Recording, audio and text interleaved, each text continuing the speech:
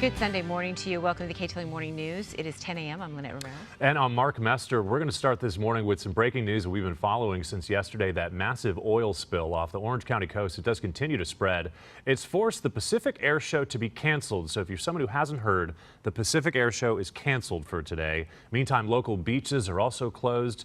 And probably one of the most devastating sights is what we're seeing right now is the impact of the local wildlife.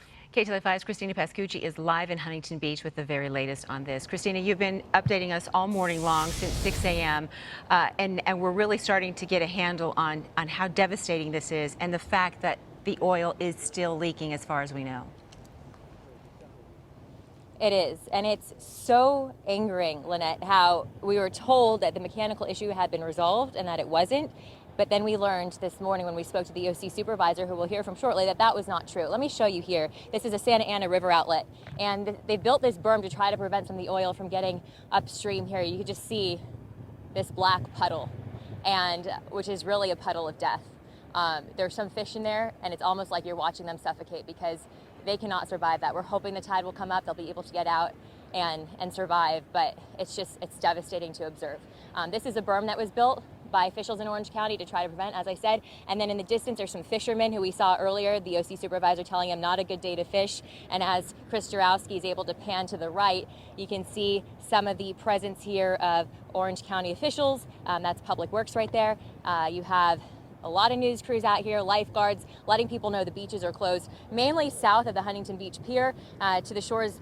Soon, we expect the shores of Newport Beach, you might see some oil, but the water impacted all through that area. Let's show you some images from Sky 5 now. You may be able to see the oil sheen. I know earlier when we were above the water, you were able to see it. This is an 18 square mile area we've now heard, and 120,000 gallons of oil that have leaked thus far from Beta Offshore's oil rig off the coast, off the Huntington Beach coast. So this is huge. It's possible we don't even know the implications of this. This is just the beginning, but to try to give us some sort of idea of what's really going on, we're going to bring in two experts. We have Debbie McGuire, the Executive Director of Wetlands and Wildlife Care Center, and Grant Bixby with the Business Alliance to Protect the Pacific Coast. And let's also show you live images, by the way, of Dan Lunsford's video that is of the wetlands, which have been most impacted. Debbie, thank you for talking to us. We'll start with you this morning. What have you learned about the implications of this thus far? Well, so far we don't have any information. It's just that where it is, and it's a very fragile area for wildlife. We have dolphins out there with their babies swimming around in that water. We have all the shorebirds. We have all the water birds. And we had also got into the marshes, into Talbert Marsh, and it leaked into a few of the others. So that's where all our migratory birds go. That's where their food is, that's where they're going to nest, and now their home's just oiled. And I know you're assembling a team as we speak to deal with this. The last major spill of this kind was in 1990, the American Trader oil tanker, at least the last major spill off of the Huntington Beach coast. Yes. So you said that this is kind of bringing up remembrances of that. Yeah, it's giving me PTSD. That's what kind of got me into this whole new work, yeah, where I went in to start helping oiled birds, and it was very unorganized back then. We went through a lot of lobbying and helped create the Office of Spill Prevention and Emergency Response, which is under the California Department of Fish and Wildlife, under the governor, and they put together all of this so that we could develop then the Oiled Wildlife Care Network, which we are a part of. We were the second stabilization center built at that time. Explain to us what this really means for these animals and what people should do if they see an oiled animal. Yeah. So if it's very stressful and toxic for these animals to get oiled, please do not touch them or try to capture them, because you could do more harm than good if they run back into the water. And just rather call that 877 number to report oiled wildlife, and we'll get teams out there to collect, and that includes deceased animals as well. We're hearing there's already been spottings of those. Thank you for talking to us. We want to send you guys right now to an interview with our Orange County supervisor. Listen to what she told us earlier.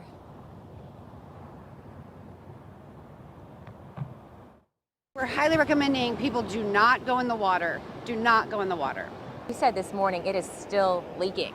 It is still leaking, and the responsible party for this is underway right now, trying to repair the leak on the pipeline.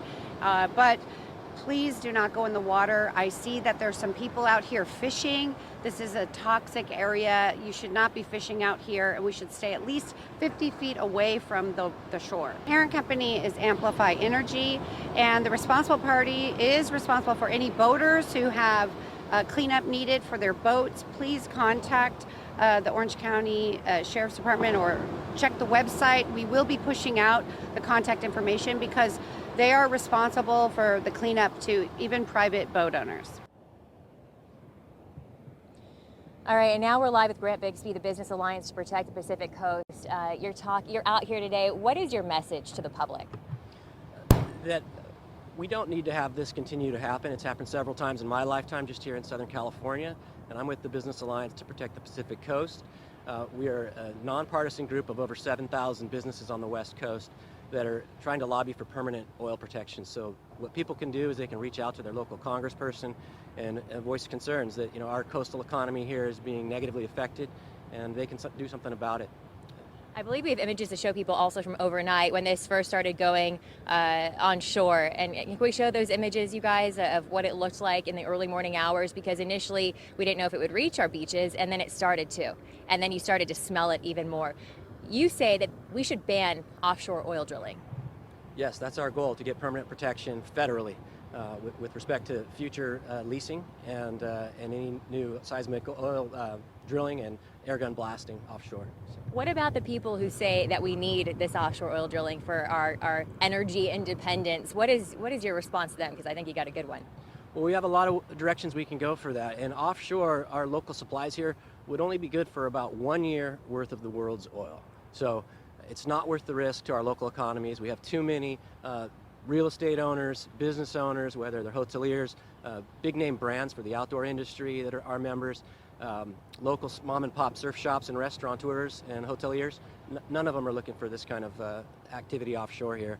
And again, we have a lot of other resources with respect to renewables.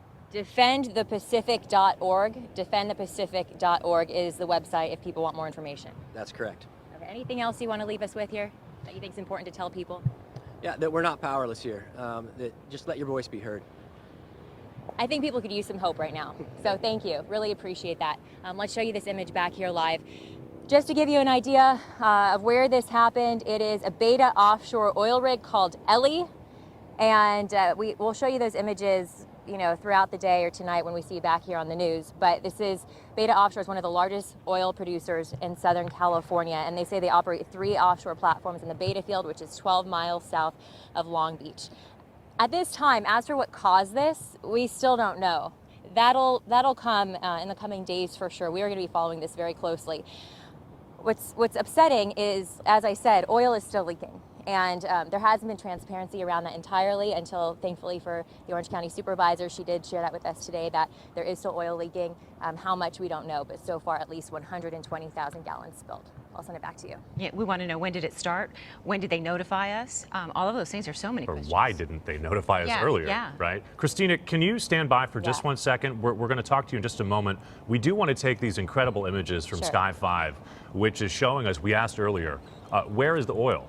Why isn't it so much oil on the beach like we've seen with prior oil spills? And we're getting that answer right now. We can see the sludge, the oil that is leaking from that platform.